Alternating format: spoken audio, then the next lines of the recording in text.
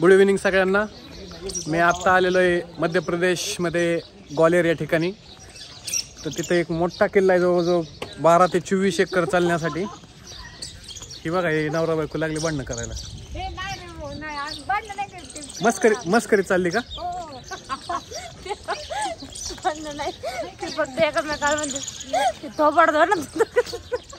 तुम्ही काळे पडलात, पावडर लावा थोडं. हा अच्छा अच्छा चांगलं चांगलं बोला. होय काय म्हणले लग्नाला? काय लग्नाला जायचंय? हे बघा मोठं पॅलेस आहे. काय काय करायचं आता थोडं इव्हिनिंग टायमिंगला आलोय आम्ही. भैया किधर से जाना चाहिए देखने को?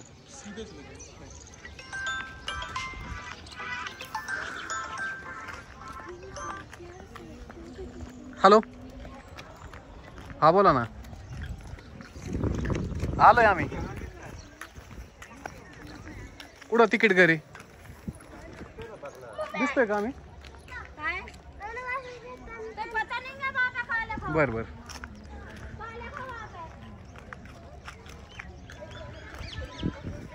हे बंद व्हायच्या टायमिंगला आलेलो आहे बहुतेक आम्ही. सगळा पुरातत्व विभाग आहे. हे सागर भाऊ बघा फास्ट निघाले. 2 लव बर्ड्स बसलेले तिथं. बंद होणे का टाइम आहे? अच्छा अच्छा.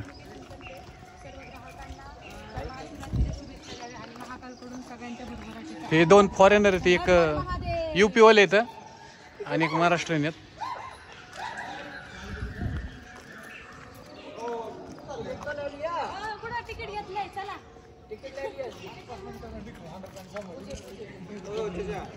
ये कैसे कैसे देखना चाहिए काका?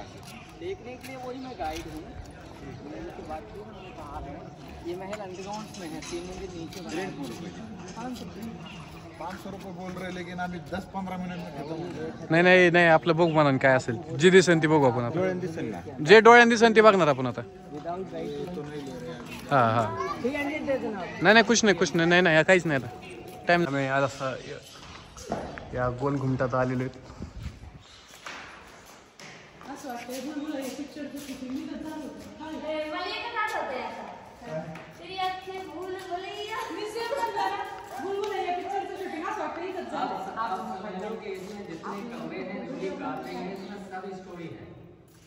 अब यहाँ तक आप आए हो, जब तक इसमें सुनोगे नहीं तब तक पता नहीं चलेगा. टाइमच नाही आपल्याला. आप अच्छा लगे तब 300 देना, घंटा 200 भी मत देना क्योंकि फ्लाइट के रेट बहुत. एक काम करो, चलो प्राइस मत करो, 200 रुपये ले लो, जितना हो सके उतना करो. आपका भी काम हो जाएगा, हमारा भी हो जाएगा. अभी वैसे भी बंद होने वाला है. आप 200 देना. मैं ये कह रहा हूँ चले घूम लो मेरे साथ. अच्छा लगे तो 300 देना, नहीं 200 रुपये भी मत देना. नहीं नहीं कंफर्म 200 देंगे हम. हाँ कंफर्म 200 देंगे. चलो ये बात है कि टिकट तो हमारे पास ऑलरेडी टिकट थे. हमारा लॉस हो रहा है 25 का. वो भी मैं फाड़ना, इसको भी मैं फाड़ना. जेब में रखो. जेब में रखने की वैसे लगा. जेब में रखो कुछ भी नहीं. तो देखिए आपने बहुत सारे पैलेसेस देखे इंडिया में. हर जगह पैलेसेस से कुछ अलग है. इसमें किस कारण से अलग है? क्योंकि ये पैलेस के अंदर बेसमेंट है और सारे बेसमेंट खुले हैं. -1, -2, -3 लेवल तक है. दूसरा ये कि इसके अंदर बाहर जितने भी कलर आप पेंटिंग देख रहे हैं सारी नेचुरल वेजिटेबल कलर उस जमाने के 500 साल पहले. तीसरी खासियत है एक ही महल के अंदर 5 सिस्टम है. टेलीफोन कैसे होता था, डीजे कैसे होता था, कूलर कैसे चलता था, लाइट कैसे प्रॉपर मिलती जाती थी, वो सारी चीज इसके अंदर है. उस जमाने उस 500 साल पहले जिस रूम में भी आते हैं संगीत रूम था. पहले पर्दा चलता था. ऊपर 8 रानियों के बैठने के लिए 8 झरोके हैं. रानियां उनके पीछे बैठती थी. संगीतकार नीचे बैठे हुए जब संगीत प्ले करते थे तो रानियां देख सकती थी. लेकिन नीचे बैठे हुए संगीतकार लोग रानियों को नहीं देख सकते. तो संगीतकार कहाँ बैठे थे? संगीतकार नीचे, रानियां ऊपर. अभी वो जैसे कि तैसा ही है क्या? उसी समय का यही तो इसकी खास. इस महल का ये फर्स्ट ओपन कोर्टयार्ड है. दो ओपन कोर्टयार्ड है इसके अंदर. तो ये पहला वाला ओपन कोर्टयार्ड. ये इनका प्राइवेट मीटिंग हॉल. इसे दीवाने खास कहा जाता है. इस मीटिंग में मृगनयनी को ही बुलाया जाता है. तो राइट हैंड पर ऊपर देखते हैं 9 झरोखे हैं रानियों के बैठने। स्टेट बाई राजाओं के बैठने के ओपन बालकनी यूज करते थे। राजा मानसिंह मेन राजा थे, इनके बैठने के ऊपर होता था, इसके ऊपर एक छितरी थी। राजा कौन से? राजा नाम का? राजा मानसिंह ग्वालियर वाले। अच्छा। एक मानसिंह जयपुर वाले थे, वो अलग है, ये अलग है। ग्वालियर वाले और हाँ, जयपुर। तो ये राजा मानसिंह के समय इनका प्राइवेट मीटिंग हॉल था। मेन राजा के बैठने के लिए, स्टेट बाई राजा के बैठने के लिए, रानियों के बैठने के लिए, मंत्रीगण नीचे बैठते थे। जब डिसीजन लेते थे भगवान के सामने रखते थे मंदिर था। इसी मंदिर के नाम से इस पूरे पैलेस का नाम है मान मंदिर पैलेस।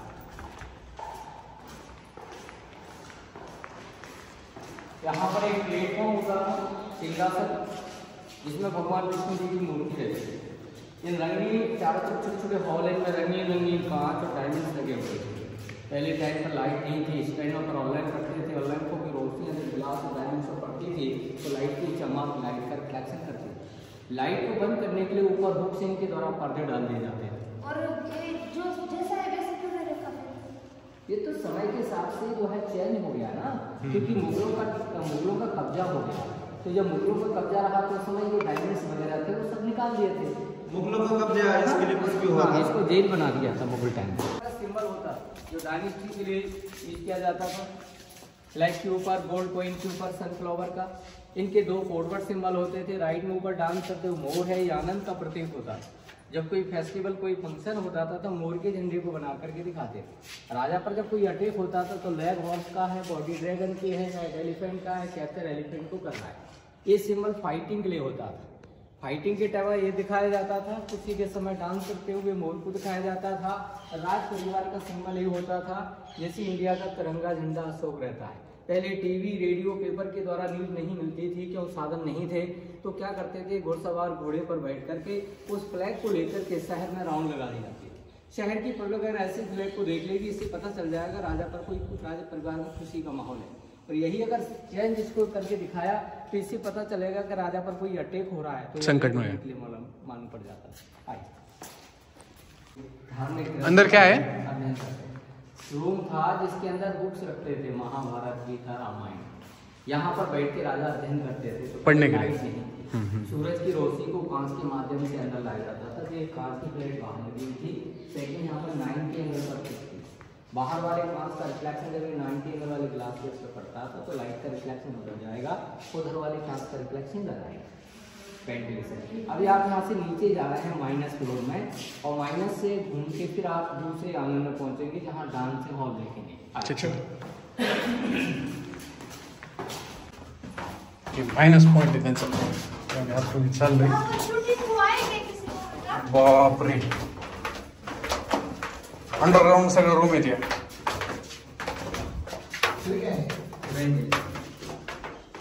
क्या है? लाइट जगाने के लिए रोशनदान। अच्छा, ये राइट। यहाँ पर 45 एंगल पर कांच लगा हुआ था, इसका सन रिफ्लेक्शन यहाँ गिरता था। यहाँ दूसरा कांच लगा हुआ था, उसका सन रिफ्लेक्शन -3 फ्लोर के लिए जाता था। ये पेरिस्कोप टाइप का यूज किया। ये सब रोशनी हवाने के लिए रोशनदान। किस राजा ने, मान सिंह ने खड़ा किया गया? सारी मानसिंह की कहानी है। अरे बाप रे, ये बाप रे, कॉलम अंडरग्राउंड सगळे। तो इस महल का ये पहला तलगत -1 लेवल है। राउंड गेट में 8 गेट है, हर गेट पर हुक्स लगे हुए हैं। सभी पिलरों के ऊपर गोल्ड प्लेट चढ़ी हुई है।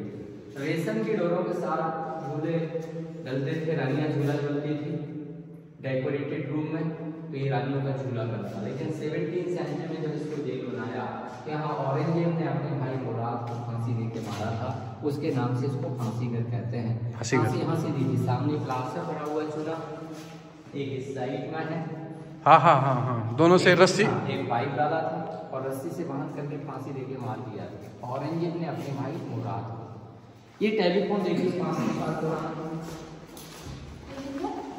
ये सबसे पुराना टेलीफोन है। टेलीफोन की स्टार्टिंग ग्राम बेल ने की थी 200 साल पहले।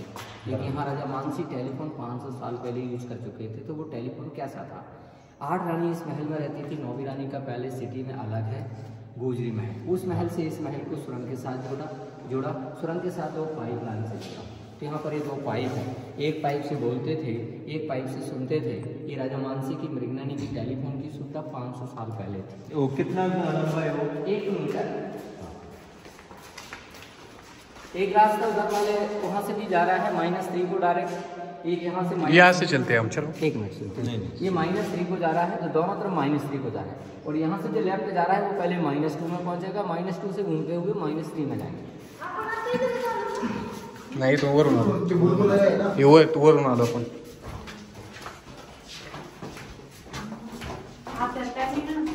हे सगळं अंडरग्राऊंड आहे.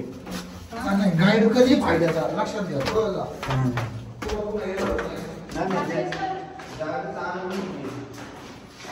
हा.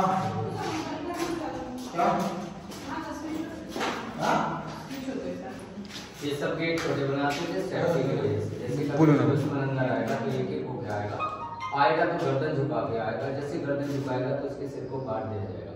तो ये जो गेट बनाए जाते थे वो सेफ्टी की पर्पज से बनाते थे, गर्दन तोड़ने के लिए.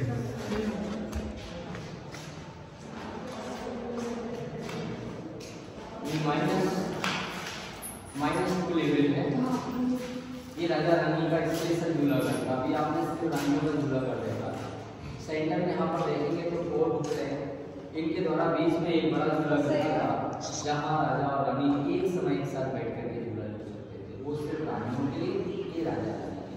जब कोई लड़ाई वगैरह होती थी तो रानी वहाँ बैठ करके राजा का वेट करती थी, तो एक खिड़की के बाहर झंडा लगा रहता था, वो झंडा यहाँ से दिखाई देता था। हे बघा, ग्वालियर शहर. बाप रे, शीशे के द्वारा लाइट को नीचे लाया जाता है। बाप रे, ये क्रॉस मिरर सिस्टम है सगळी. अभी नीचे आहे ना. -3 में आए हैं. हो, बांध का मोदीजींचा हे मुख ना वाक्य काय इतने तेजस्वी लोग. काय लय लय लय खतरनाक, लय हुशार राजा असं नाही. ये क्या है? ये क्या है? महाराजा मानसिंह जी के समय यहाँ पर रानियों का स्विमिंग पूल था। Swimming pool. हाँ, इसका एरिया 12x8 का था, 12 feet around and 8 feet deep. यहाँ पर केसर से मिले हुए पानी में रानी स्नान करती थी, रानियों का वार्ड था। जब 1523 में इब्राहिम लोधी का अटैक हुआ तो उसमें ये डाउट हो गया था कि राजा का बचना मुश्किल है, फिर पानी को निकाल करके चंदन की लकड़ी में आग लगा करके और जलती हुआ आग से रानी ने यहाँ जौहर कर लिया। ये स्विमिंग पूल, बाद में इसका नाम जौहर का नाम था। ग्वालियर किले पर 2 बार जौहर हुआ है, एक 1232 में हुआ है इल्तुतमिश के टाइम पर, उस टाइम वाले एरिया में बाहर, और यहाँ हुआ है इब्राहिम लोधी के टाइम। कितनी रानियां थी? 8 रानियों ने जौहर किया, टोटल 9 थी।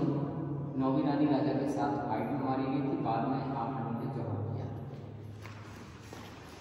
कळलं का? मतलब वो एक चीज कैपेसिटी. हा, एक चीज कॅपॅसिटी आमची ते आम्ही तुम्हाला जर सांभाळून आहे म्हणून आमची एकची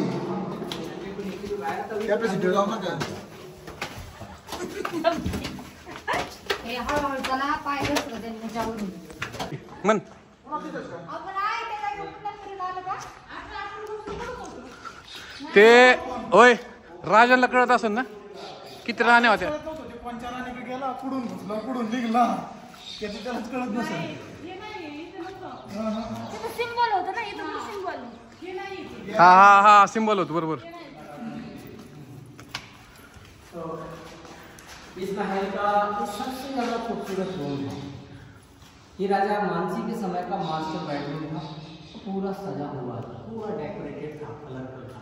पहले के समय क्या है, महल के अंदर गेट नहीं होते थे, आउटसाइड में गेट होता था, बाकी हर जगह पर्दे डाले जाते, तो यहाँ पर एक कर्टन सी उसके जाते। ये राजा का जो मेन बेडरूम था तो यहाँ कूलर चलता था 500 साल पहले, तो विदाउट लाइट के कूलर कैसे चलता था उस समय का देखिए क्या टेक्नोलॉजी थी, कितना आगे था हिंदुस्तान। जैसे यहाँ 2 कूलर है, एक कूलर ये है, एक उस साइड में है, तो कूलर चलने का सिस्टम क्या था, जैसे ये हॉल देख रहे हैं आप, ये हॉल के अंदर एक रॉड लगा हुआ था, बांस का पाइप, उसके अंदर 2 फैन प्लेट लगी हुई थी, एक फैन प्लेट दीवार के आउटसाइड में थी और एक फैन प्लेट दीवार के अंदर साइड में थी। जमीन के लेवल से 350 फुट हाइट होने के कारण हवा की स्पीड से बाहर वाली फैन प्लेट घूमती थी, तो जितनी स्पीड से बाहर वाली घूमेंगे तो अंदर वाली ह्यूमिड, क्योंकि एक ही रॉड में फिट है। हवा डायरेक्टली आएगी तो गर्म आएगी। यहाँ पर खस की जाली लगी हुई थी, बीच में टैंक का पानी भरा रहता था, केसर से मिला होता था। पंप से फेंकी हुई हवा पानी से टच होकर के खुशबू को लेके अंदर आती। Air cooling system, natural cooler like management. इसको एक एसी घेणं आहे ना आपल्याला। इसको मोबाइल को आप कम करना, ऐसे लेते हुए ऊपर को घुमाना है, जिसके ऊपर ये राजा मान सिंह का मास्टर बेडरूम। और चला कर अंदर असं फिरो चक्कर फिरो। ये राजा का ड्रेसिंग रूम था, इनमें पीछे लगे हुए। अच्छा जहाँ आने हवा का इतना देर वाला है ड्रेसिंग रूम आहे। मतलब राजा इधर ही रहता है। राजा ये मेन बेडरूम था राजा का, मास्टर बेडरूम। 7 रानियों का बेडरूम वो था जो जहाँ झूला गिरता था ना, तो हमेशा झूला नहीं गिरता। नहीं 7 रानियों का बेडरूम उधर होगा, हाँ। लेकिन एक साथ थोड़ी 7 रानियों के साथ रहता मैं है। आपको वही कह रहा हूँ, टोटल रानियाँ थी 9। बराबर 9 भी रानी सेपरेट डायरेक्ट में रहती थी हाँ। सिटी में, 8 रानी इसमें रहती थी। तो राजा इसी महल के अंदर आते थे, लेकिन इनके 2 बेडरूम थे, एक मास्टर बेडरूम राजा रानी के लिए, बाकी 7 रानियों का कंबाइंड बेडरूम। जो नीचे आपने झूला कर देखा, वो हमेशा झूला नहीं करते, कभी कभी झूले डाले जाते, तो वहाँ से वो कॉमन बेडरूम। चॉइस जे पाहिजे राणी ते। के ऊपर है। चॉइस मेरी वाइस रानियों की। तो यहाँ पर ये ओपन कोर्टयार्ड है। इस ओपन कोर्टयार्ड के 3 नाम थे उस जमाने में, शीश महल, रंग महल, डांसिंग हॉल। 500 साल पहले यहाँ विदाउट लाइट के डीजे डिस्को जैसे सीन देखने को मिलते थे। तो जब लाइट नहीं थी, वो डीजे डिस्को होता कैसे था, वो जितनी फ्रेमें हैं सारी फ्रेमों में मिरर्स लगे हुए थे, वो भी डिफरेंट कलर में थे। इसमें एक रंग का होता था, उसमें दूसरे रंग का। इसी तरीके से सेम उस साइड में पहले लाइट नहीं थी, तो स्टैंड हिल पर और लैंप रखी जाती। लाइन में रखी, लैंपों की रोशनी उधर वाले ग्लासों में पड़ती थी, तो जितने रंगीन ग्लास होते थे, लाइट इधर आती, इधर से लाइट का रिफ्लेक्शन उधर जाता था। बीच में जो जेंट्स ऑलरेडी डांस करने वाली होती थी, उनकी ड्रेसों पर भी रंगीन ग्लास होते थे, तो मल्टी कलर लाइट रिफ्लेक्ट होती थी। ऐसा देखने मिलता था, ऐसा कोई मुगल आजम फिल्म में देखने मिलता है। मेरा एक सवाल है, ये जो किला है किसने जीता था? इब्राहिम लोदी ने। इस फोर्ट के ऊपर कई राजाओं ने आक्रमण किए। हाँ हाँ। मुगलों ने भी आक्रमण किए हैं, गजनबी ने भी आक्रमण किया है, इल्तुतमिश का भी आक्रमण हुआ है। कई बार आक्रमणों में यहाँ से लोगों ने जीता भी है, लेकिन कुछ लोगों ने, यहाँ के लोगों ने धोखे दिए हैं। इस कारण से ग्वालियर का किला हारा। बाकी किसी ने ताकत से इसको जीत नहीं पाया, क्योंकि इसको अजय किला कहा है। मराठा साम्राज्य में भी मराठा साम्राज्य ने यहाँ पर इसको किले को जीता है। मुगलों से किसने जीता था मराठा साम्राज्य में? बाजीराव महाजी शिंदे। अरे बाजीराव पेशवा के टाइम की कहानी है। अच्छा। यहाँ से गोदरी महल तक जाता था, गोदरी महल से 3 तरफ बढ़ता था, आगरा, झांसी, नरवर। ये सारे मुगल टाइम में ये रास्ते बंद कर देते जब इसको किले को जेल बनाया था उसको।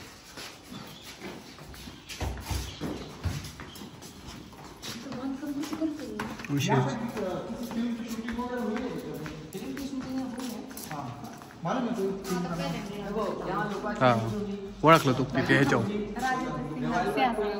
तिथं राजा आगे कितना लंबा है?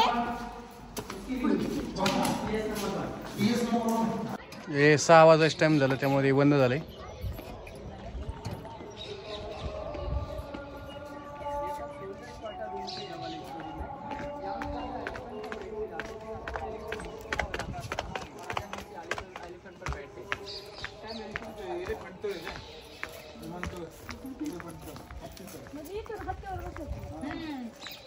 नको तिथं हाती नाही आता, हा नको तिला म्हणलं तिथं हाती नाही आता. आता राण्या बी नाही तर आता राहणार बी नाही तर. म्हणजे राहणार एकच राणी बर का इथं. तिला सांगितलं तरी हातीवर हाती नाही आता तिथं.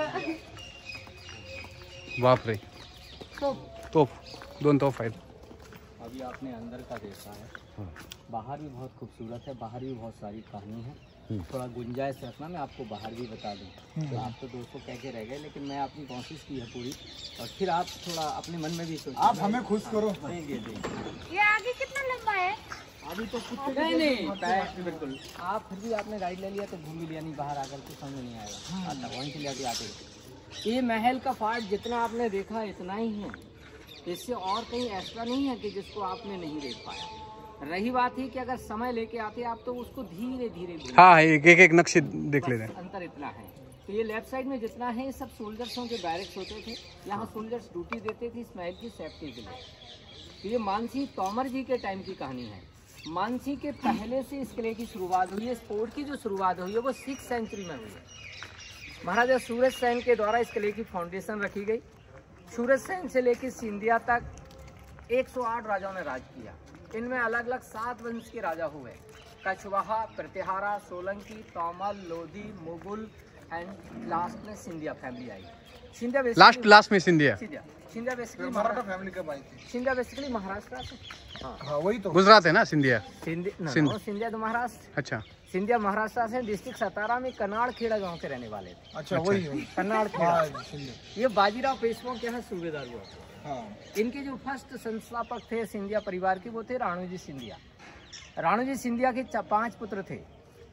राणोजी सिंधिया के पुत्र 5 थे, जयप्पा राव सिंधिया, दत्ताराव सिंधिया और जोतभाराव सिंधिया, चिकोजी राव सिंधिया और सिंधिया नहीं, वो शिंदे थे।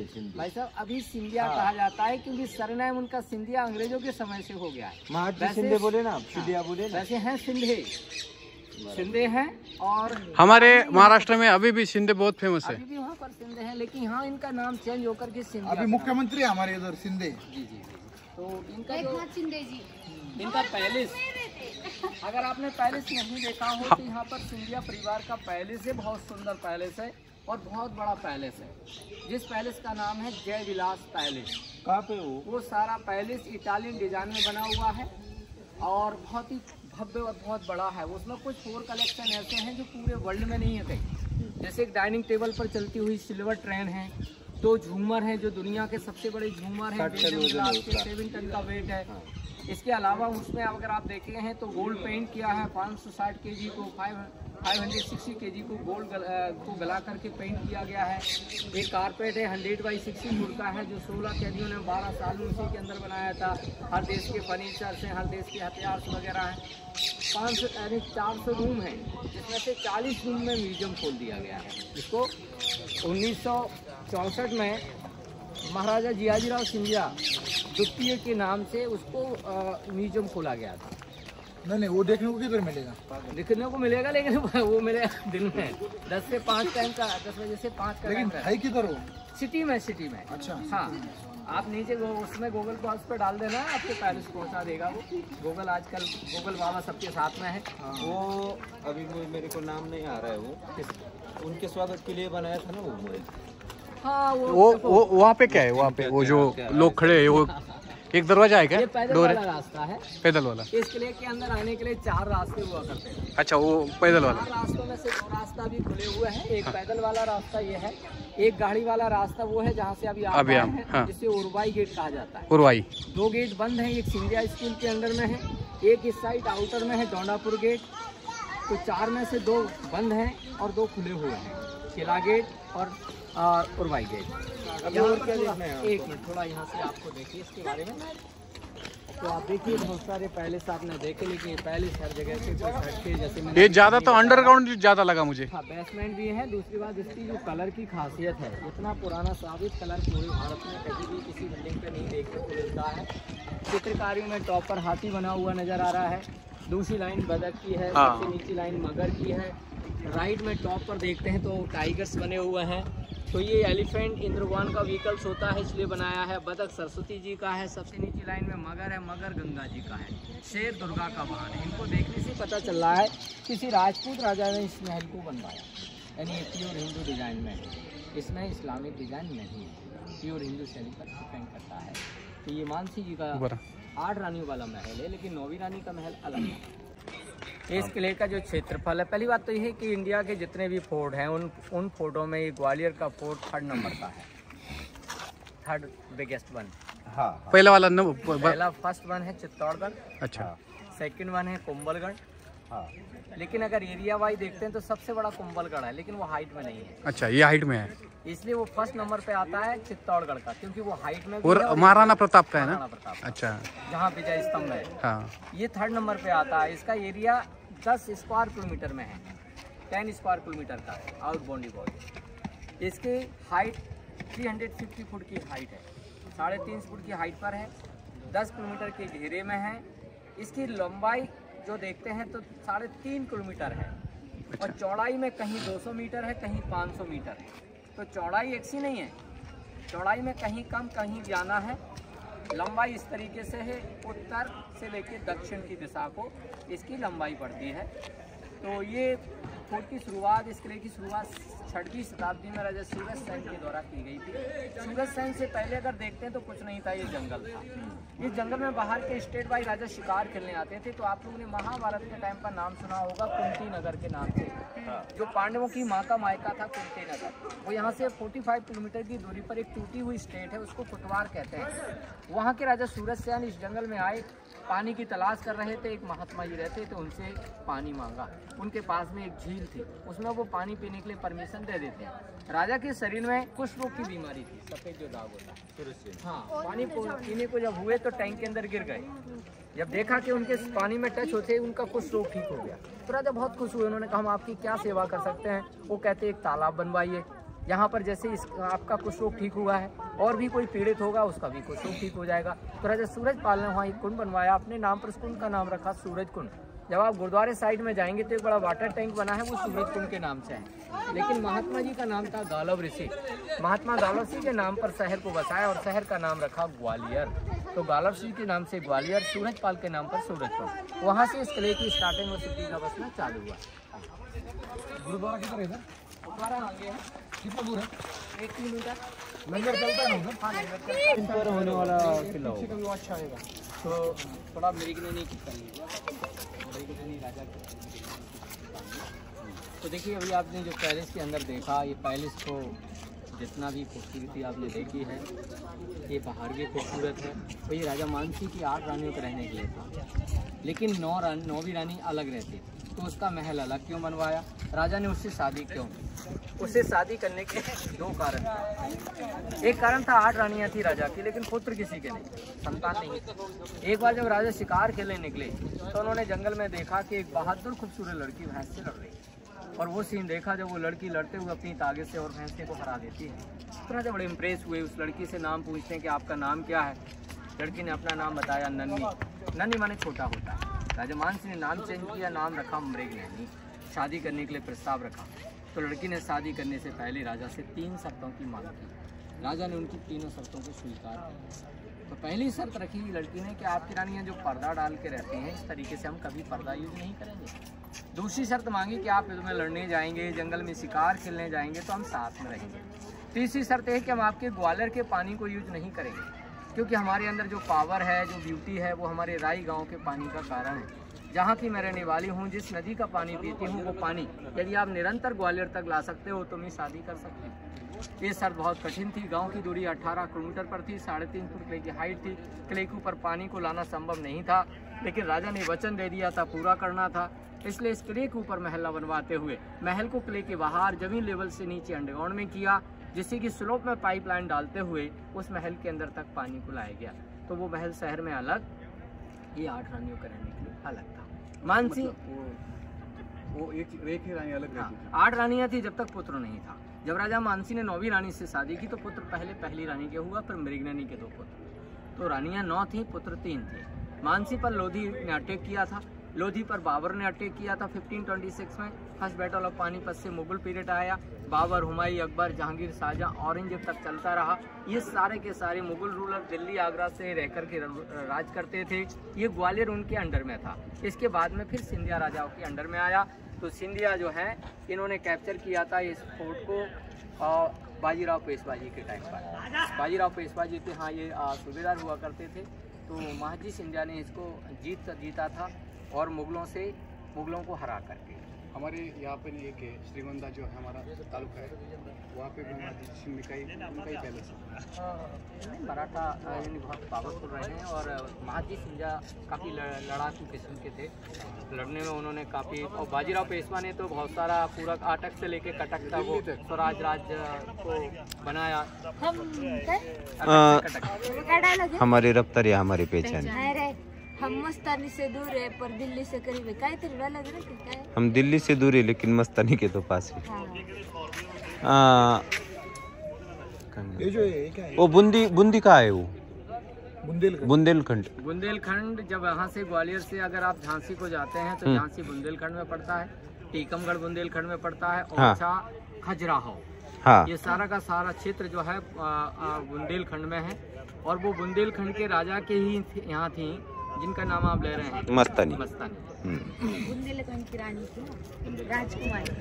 ये जो ये कहीं नहीं गए कि यहाँ से मानसिंह जो थे ये कहीं नहीं गए थे उनका नहीं देखो क्या है, हर समय की कीमत होती है, हर समय में अभी कुछ और है फिर चेंज हो जाता है। तो ऐसे टाइम टू टाइम इंडिया में बहुत सारे डिवाइडेशन होते रहे, लोग जोड़ते रहे और फिर टूटते रहे। मराठाओं ने जोड़ा, स्वराज्य की कल्पना जो शिवाजी ने की थी उनकी साकार बनाया बाजीराव, छत्रपति शिवाजी। उनका था ये हमें स्वराज बनाना है, सबको एक साथ सम्मान देना है, लेकिन उनकी पूर्ति करने के लिए बाजीराव जी के द्वारा हुई।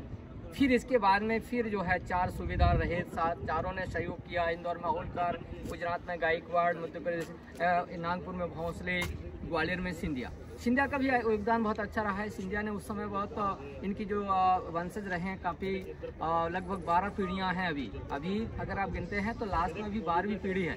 पहले जैसे कि राणूजी सिंधिया, फिर जयप्पाराव सिंधिया जी, फिर इसके बाद में जनकुजराव सिंधिया जी, फिर महाजी सिंधिया जी, इसके बाद में फिर दौलतराव सिंधिया जी, इसके बाद फिर जो है दौलतराव सिंधिया जी के बाद जनकुजराव सिंधिया सेकंड, इसके बाद फिर महाराजा जियाजीराव सिंधिया, जियाजीराव सिंधिया, फिर महादेवराव सिंधिया, फिर जॉर्ज जीवाजीराव सिंधिया, फिर महादेवराव सिंधिया सेकंड, और अभी महाराजा ज्योतिरादित्य जी हैं और उनके जो युवराज हैं वो महारिमन हैं।